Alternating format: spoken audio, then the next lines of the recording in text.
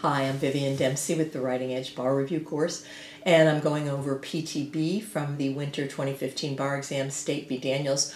I'm on the third issue for Gloria, which is the Sixth Amendment Confrontation Clause.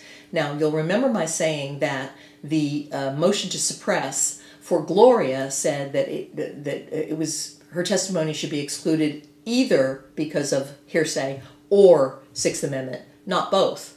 Okay, and we've just gone over the two hearsay exceptions, both of which pretty effectively exclude Gloria's testimony.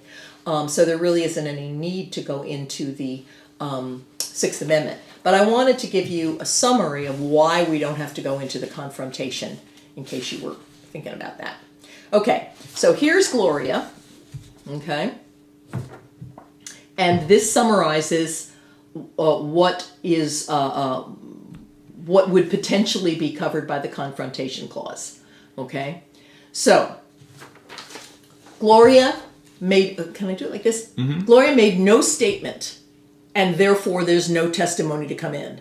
This is the theory that her body movements were random and were not assertive. And they weren't actually nods. Okay? If it was a statement, then it's inadmissible because she had been given a heavy sedative, and therefore she was no longer under stress when she made the remarks. So those two are the excited utterance exceptions.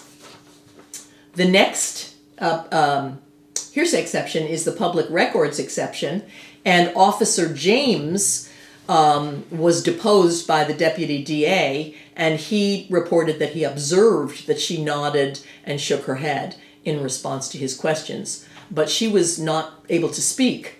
And the neurologist, Dr. Nancy Donahue, says that it's very common for brain-injured people to have random body movements, and you couldn't interpret them to actually be responsive to the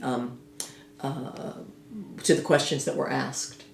The second person's testimony that comes in about Gloria's responses is the paramedic Robert.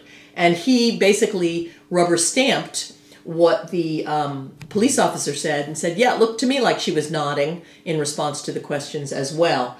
And that was produced specifically for use in his criminal trial, and Christopher Daniels' criminal trial. And therefore it was testimonial and not a typical business or public record exception.